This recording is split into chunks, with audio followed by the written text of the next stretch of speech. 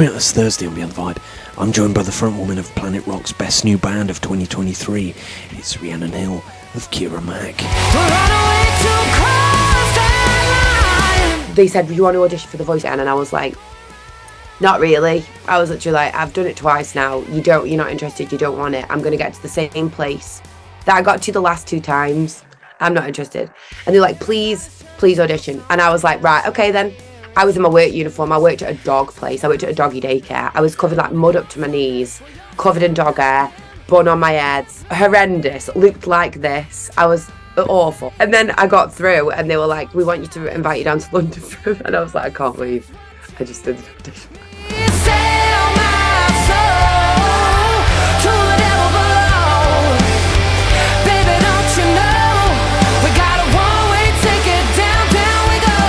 We can do it. And Joe was like, we've got no money. And I was like, literally, I've got life savings. And like, she just, like, imagine just being in a room with her for an hour as a singer. Like, she's next level. She's so good. Oh, wait, can I change?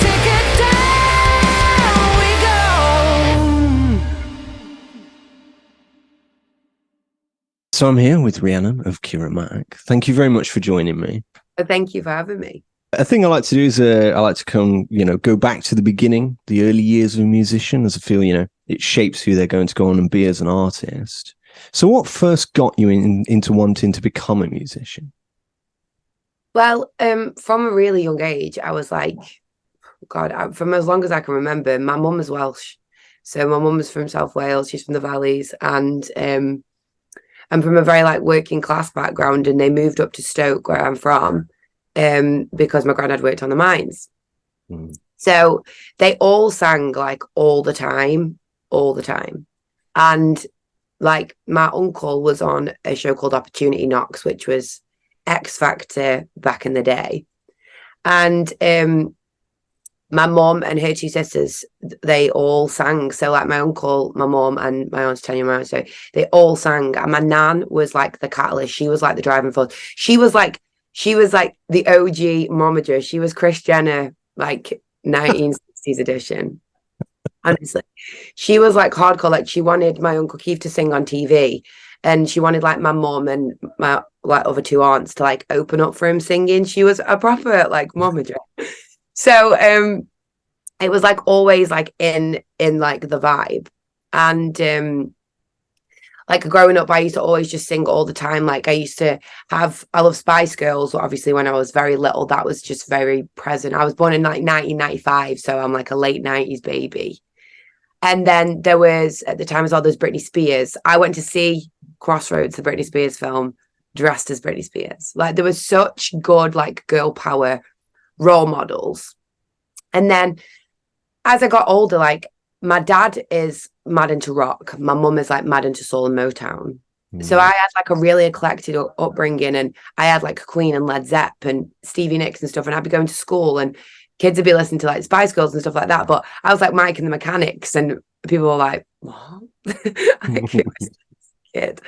And one day my mum came in from like food shopping, and I was jumping from the coffee table to the sofa and like headbanging, and I was 5. And because my dad had got Sex Pistols on. So I just grew up around music all the time. My dad used to be a DJ. He's a really, really, really bad drummer. And when I like, it was just kind of like a lot of little things. My nan sang. We lived in a pub when I was like 13. We had an open mic. I wanted to learn guitar. I got a guitar for my birthday. Just a little like 50 quid Burswood. That's my dog. Just casually. I got like a little Burswood, and like I started like singing and learning how to play because I wanted to write songs. And Taylor Swift had just come out, which is like so like present at the minute because obviously she's on the intro, it's like huge. But Taylor Swift had like just come out, and she just released like Love Story, and that was it for me. It was like the middle ground I needed between Spice Girls, Britney Spears growing up. Dad is mad into Led Zeppelin, Queen and stuff. It was the middle ground of a girl that played guitar that wrote her own songs, and I was like, this is what I want to do. Between that and like Dolly Parton and Stevie Nicks, that's like my like beginnings of being like, oh my God, I want to sing. And then it kind of snowballed from there, really. My mum wouldn't let me do anything musical properly until I'd finished school. She said, you've got to get grades, so in case you fail, you can get a real job. But I went to college and did travel and tourism because I wanted to be air cabin crew because I just wanted to travel. And I said to my mom, she was like, so are you going to be an air hostess now when I finish college? And I was like, no, I'm going to go back and do music. And she was like, they've always been so supportive, but at the same time, like, obviously you don't want your child to be like, just free balling it, which is basically what I've done my entire life. And then obviously I went to uni, did music again, met Joe, and then the band is a whole different question. Yeah. I mean, for those that are new to Kira Mac, I'm sure there'll be people that'll be going, I kind of recognize you from the voice, that kind of thing. How would you describe the band's sound, like who Kira Mac are? You know what? This is such a good question, actually, because like I say, I grew up on literally all the music. When I was like, I did cruise ships for a bit and people would be like, what do you sing? And I'm like, everything. I literally sing everything. 60s, 70s, 80s, soul, Motown, Northern soul, rock, pop, blues, country, jazz. Like I got thrown when I was like on my feet, basically. Like when I was 17, I was like, right, I want to go out and I want to sing and I want to cut my teeth. Like that's what I want to do. If I'm going to get good at performing, got to go and perform. So that's what I was like, I want to do. So I kind of like, I have like super, super broad like brain of like melody and lyrics. Like I've got like no boundaries really. And Joe is like mad into, one week he's got Rage Against the Machine's album on. Next week he's got Joe Bonamass's album on. Then he's listening to like Post Malone. And then this week he's got like Hardy's album on.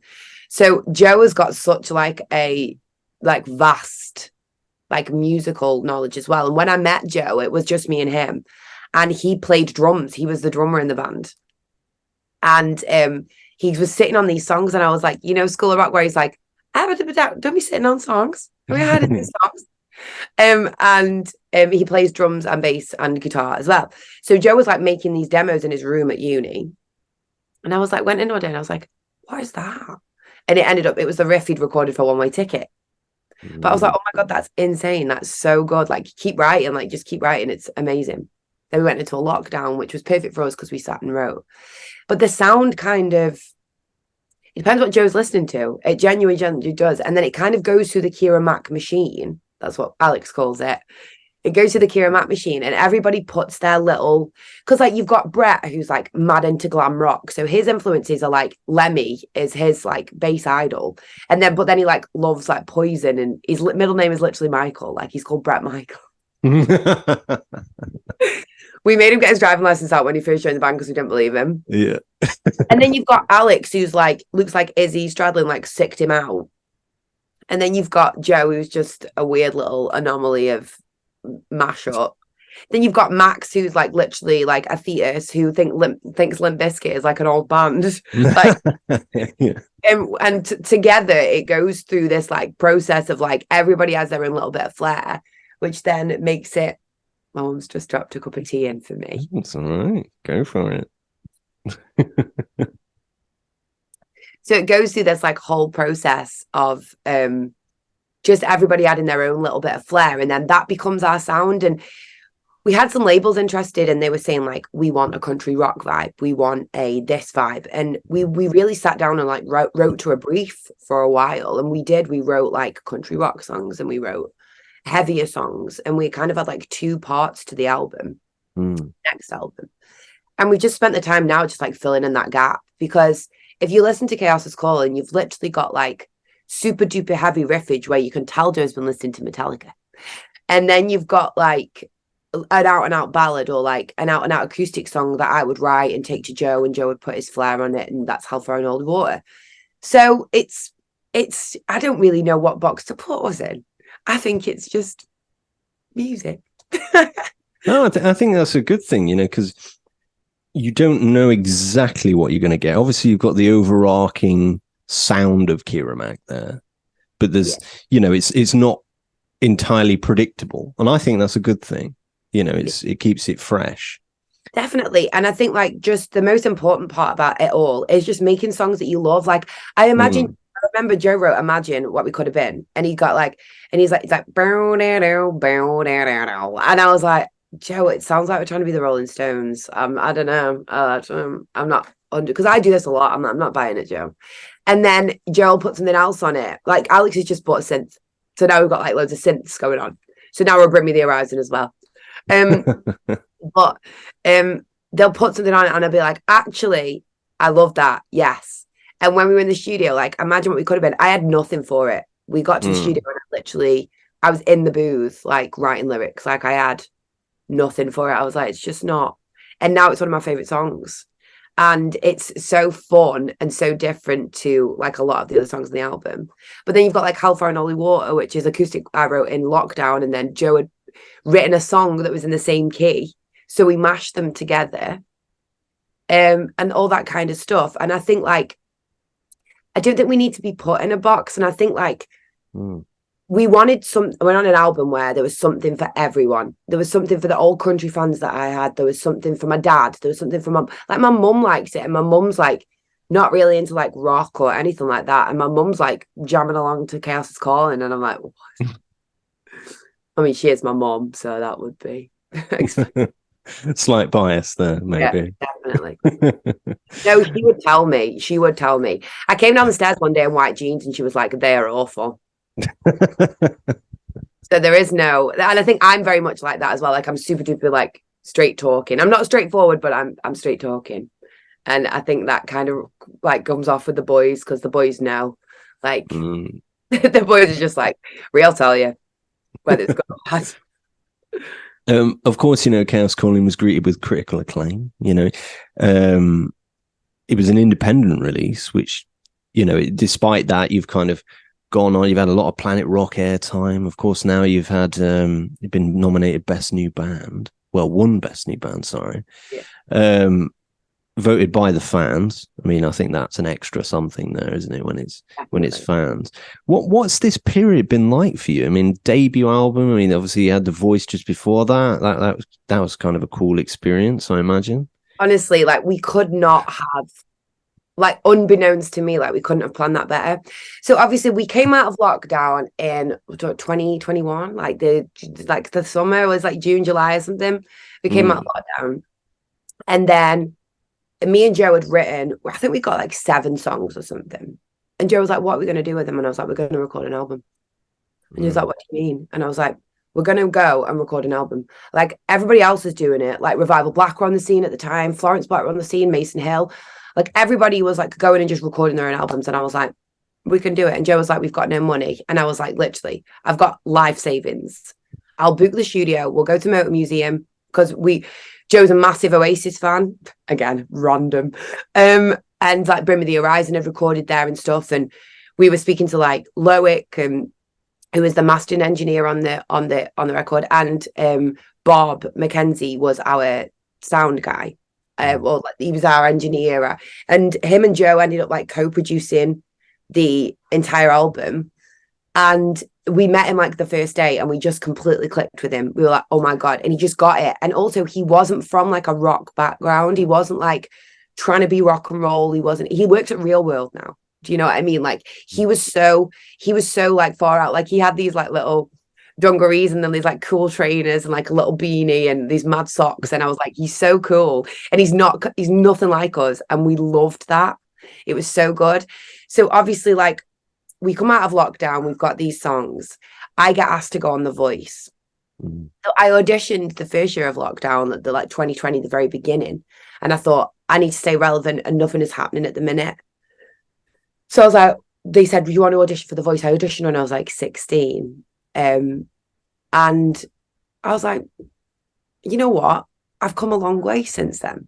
I was like, come on, we'll have a go. And I was going on as like the token rock vocalist. Now, unbeknownst to me, they already had a token rock vocalist that year, and it was Kim Jennett, which I went to uni with Kim, really good friends with Kim. So I was like, this is like, what a mad turnaround. The next year they ring and they say, do you want to come and audition again? And I was like, Not really. I was literally like, I've done it twice now. You're not interested. You don't want it. I'm going to get to the same place that I got to the last 2 times. I'm not interested. And they're like, please audition. And I was like, right, okay, then I'll audition. I finish work at 2 o'clock. They were like, can you do 3? I was in my work uniform. I worked at a dog place. I worked at a doggy daycare. I was covered like mud up to my knees, covered in dog hair, bun on my head. Horrendous. Looked like this. I was awful. So and then I got through and they were like, we want you to invite you down to London. And I was like, I can't believe I just did an audition like that. But I did like Flat Bottom Girls on my guitar and I did You and I by Lady Gaga. And they were into it because I think I changed the songs so much. Mm. And then I went down to London, did that like pre-audition thing. But I don't know why that's a thing. I think they just basically take you down to London to like check you're not weird. I don't really know. But I mean, I don't know how I got through that net, but so we did obviously The Voice happened over that summer while me and Joe are like still writing bits and doing bits. Then we get in the studio and record the first half of the album. We went for a week and I got knocked out of The Voice on the Sunday, I think it was. And on the Monday, I was like on the train to Liverpool to start recording the album. It was literally like straight away. And that was the November 2021. And then I'd basically planned everything. I got it all like running that we'd release our first single in March. I was like, that is enough time for it mixed, mastered, the music video made, whatever. We'd never made a music video. And in this time of like coming out of lockdown, doing all the bits, Brett messaged me and said, do you need a saxophone player? And I replied, no. And I was like, do you play anything else? He was like, I play bass. I was like, well, we do need a bass player. So Brett toddles along to practice. We have like a little jam. He brings Alex with him. And I was like, who the fuck is this guy? And Brett was like, this is my friend Alex. He plays guitar. And I was like, brilliant. One. Why not? Put that on. So anyway, Alex, we just gelled so well. Like the four of us really, really gelled. And I was worried about Joe and Alex like clashing but Alex is so like older and wiser and like more mature emotionally. Then he just lets Joe be a child, and the exchange is beautiful. It really is. But then The Voice obviously took a year to air. Now we thought that The Voice was coming out in March, which was what I was gunning for with the first single. It ended up being The Voice came out, the album came out, we went on tour, which could not have worked better if we had tried. But the whole 12 months has just been, well, it's 18 months now, isn't it? The whole 12 months has been like wild. I met Mark, our manager, when I was like 10 years ago. And he was like the catalyst that kind of, I was driving force behind the band. I was like, come on, we need to do this, we need to do that, we need to get merch, we need to do videos, we need to do this, that, whatever. Mark came in and just like matched my energy and more. And he was like, right, we need to be doing this, we need to be doing this. And he was like, what is your goal? And I was like, I want a Grammy. And he was like, okay. Yeah. Maybe we should walk before we run. And I was like, no. Like, if Lizzie Hale's got a Grammy, I want a Grammy. And I was always like super duper. I wanted him to be aware that we weren't like shooting here, like we were shooting here. Like I wanted like international touring band, not like, I mean, there's nothing wrong with being like a UK touring band, but that wasn't my Glastonbury. Do you know what I mean? That wasn't my dream. So this 12 months has like really set us up for like a really good run, and it's been, I think, better than we ever imagined, but also everything we wanted. So it's kind of like come into fruition, I suppose. Because I mean, from the other side, the fans' perspective, it's like you've come out of nowhere. You know, you've done a bit of telly, came out, bang, here's an album, here's a headline tour, here's an award for best new band. I mean, you're about to go, by the time this comes out, tomorrow it will be, at the time of release, when you go and play Stone Dead Festival on the Friday. Yeah. Then after that, a bit later, you're going to go and play with The Answer, who, like, one of my personal favorite bands from when I was a kid. Yeah. Um, and it's like, you know, there's it feels a bit of a juggernaut here, you know, it just keeps going, doesn't it, at the minute? Yeah, it's the thing is, as I said to Mark was like, I was like, why don't bands do like a debut headline tour? Like, why doesn't that happen? He's like, money. And I'm like, well, then we can fix that. And I'm such like a problem. When somebody tells me I can't, like, now I've got to. Do you know what I mean? Yeah. That I can't, like, I've got to do it. Like, and I think that was the whole thing with the voice. Like, everyone was like, what are you going to do? Be on telly? And I was like, yeah. Yeah. So, and so I think it's just been like a whirlwind, but there is no like, I don't really know what to say.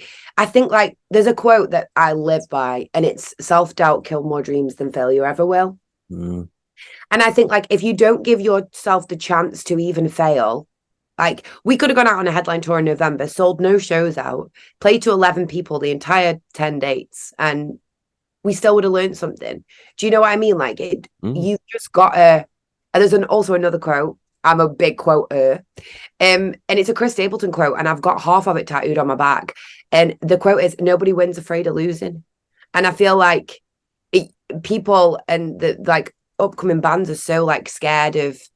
Well, what like people saying like you shouldn't release an album because the only time you want to release an album is when it's going to chart. Mm. I don't give a fuck about the charts. I'm going to be honest. Like, I don't care. Like, I'd rather be playing to like 10,000 people and like just like being super, like playing live is what we want to do. And like being super successful, to me, that's what that is. So, like, I don't give a shit about charts. So people are like, oh, the album like won't chart, or like maybe you won't sell tickets. I'm like, maybe we won't, but maybe we will. Maybe I'll work really hard to sell tickets. And we're really, really lucky with the team that we've got around us, because it's not just us. Like, we write the songs and we obviously record the songs and play them live, but we've got an incredible sound engineer, Matt, who's got his finger in every single pie you could possibly ever think of. I'm like, Matt, I need new leads. He's like, I've got a man at Stag that can get you leads. Like, of course you have. He's like got a man in the deli in Hagley that like gets like really nice pork pies or whatever. Like, he's just got a finger in every pie, literally. Mark, our manager, just creme de la creme. We've got a great touring team. We've got like Eve on the merch, Big Max tour managing. We've got like this incredible team, and then Planet Rock to come on board and just really, really. I mean, they're obviously known for supporting budding bands, but like for us to be one of them is really, really cool. And for the award to be fan voted, we've got hardcore fans, and I love them. Love them. They're like all up in our stuff, and I'm so into it. I'm like, they've come like with stories and stuff. Like, there's a lady that's got like my signature tattooed on the back of her neck. That's Wow. But like imagine, like, music is supposed to move people, and it's supposed to make people like feel things. And like when people are physically showing that, being at the shows and just being wild, I'm like, we're doing something right. We're on the right track. It's working. Obviously, you mentioned a bit there that, you know, playing live, touring, that's the thing that you want. Do you have a favorite song like playing live? Obviously, playing live has a different feel. Yeah, I mean, right. So I've got ADHD and I get bored real quick. And I was ready, like me, Joe was writing. We did the second half of the album in April last year.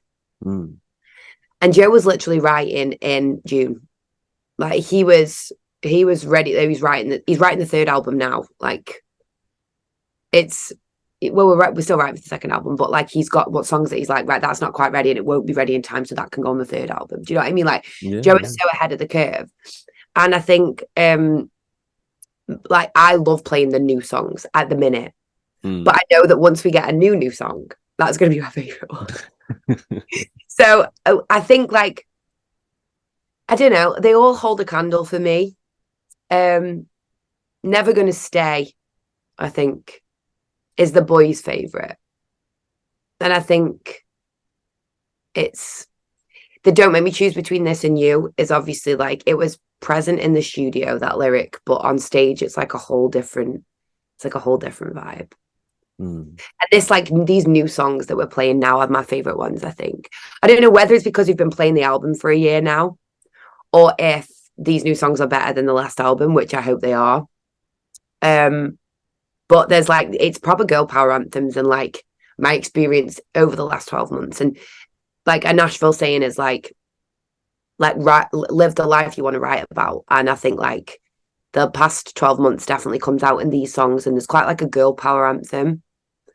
There's a few of them actually. So I feel like they're going to go off live when the album comes out and everyone knows them. I hope so anyway. I hope so. Obviously, you mentioned a little bit there of a potential second album. Is that something that you'd be looking at doing next year, perhaps? And we're in recording the album in September. Yeah, in 3 weeks and we're recording the second album. We were going to go, like I mentioned earlier, with a label, but we decided to be independent for this one, just because I'm very aware of like protecting our like integrity as musicians, and the music industry is just a full of shark, like just a full shark tank. There is really, really nice people, and there's really, really nice, but like the minefield of contracts and clauses and loopholes is just next level. And I think like I want to like keep our innocence, and I'll like just be able to just like go and record songs and release them, and like not have to worry about writing to a brief or what we should try to be, and like whether we're doing it right, or that we don't own the songs, or do you know what I mean? Like I think just to go and do like an organic little album process will be really good. I'm really excited. I think it's, you know, I mean, we're seeing it more and more now, you know, artists going independent. Because, I mean, do you feel, you know, you've got that freedom? I mean, I imagine you don't want to lose it now that you've had a taste of that. Like, I can kind of do what I want. Yeah, I mean, I'm all about doing what I want as well. Like, that's probably but I'm like, I do what I want. Even when the boys like, do you need help with carrying that? I'm like, I can do myself. And like fiercely independent, even just like cutting my nose off to spite my face. But yeah, like we were weighing it up, and I was speaking to our manager Mark, and you know what, don't get me wrong, the right record label comes along with the right spiel and the right deal. That rhymes. I feel like I would be, they're going to say, here's loads of money to record an album, make great videos, travel, tour. Here's loads of opportunities, loads of contacts, like loads of incredible things that you can go and do and see, and like a plethora of knowledge that you can tap into.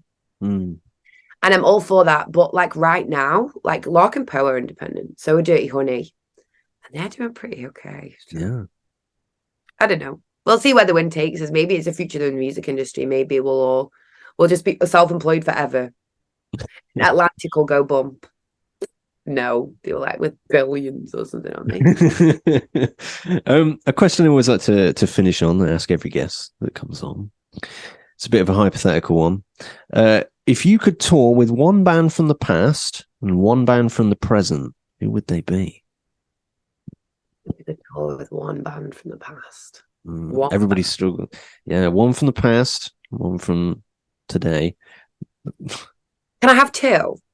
Go on, go for it. Two, because one, Fleetwood Mac. Imagine if you were a fly on the wall. Insane. Also, you would have had the wildest time, the best time to tour in the entire world. All the drugs, all the drinks, all the things, all the drama. Like you'd come back like a different person. That would be like a soul searching experience. Or the other band, and probably just because like imagine the shows. Also, like imagine like absorbing like that musicianship, Queen. Like imagine like if you could tour with them like their entire career. Like imagine the early days, like the Harlequin suit, long hair, to yellow jacket, mustache. Like that would just wild. And like Live Aid and like all that stuff. Imagine how wild that would be. Just like I don't know if am I crew while I'm touring, or are we support the band? You can support them. Well, it's your tour, so okay, we're touring. I'm playing. Yes, okay. I'd be like, and everybody, welcome to the stage, Freddie Mercury, and then we go into a song. Imagine. I know. So cool. And then one from the present. Yeah, one from today. One from today. On a personal level, like if you put this to a vote, the boys would have very, very different like ideals. But it would be obviously Hailstorm. I think she is like bow down bow down bitches. Like she's so good. And also she's known for taking a female support out, the Pretty Reckless Warning or Evanescence. She is my like between like Stevie Nicks and Amy Lee. That is my like rock influence vocally, along with like, to be fair, I love Steve Perry from Journey and I love Danny Bowes from Thunder. So like if you could just mix them 4 people like in a mixing bowl and like put them in my vocal cords, it'd be weird, but I think it'd be great. Be an interesting combination. Probably Evanescence, I think. Like imagine like the stories that she's got as well. And like she just like imagine just being in a room with her for an hour as a singer. Like she's next level. She's so good. Oh wait, can I change? I love Jelly Roll at the minute. Jelly Roll and Bunny. I want to meet Bunny. Or maybe Chris Stapleton. I can't choose. I can't choose. So we've got an extensive tour because we're going to have a number of people. Maybe we should just go on like one big tour because it's quite like an eclectic mix there. It's a bit like our album. Yeah. Like Evanescence to Chris Stapleton. Same band.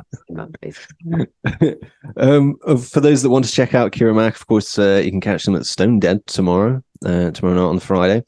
And in a few months' time with The Answer all over the country. The link is in the description below to grab the album, Chaos is Calling. And for anything else that you want to get, T-shirts and whatnot, just click the link. Thank you very much.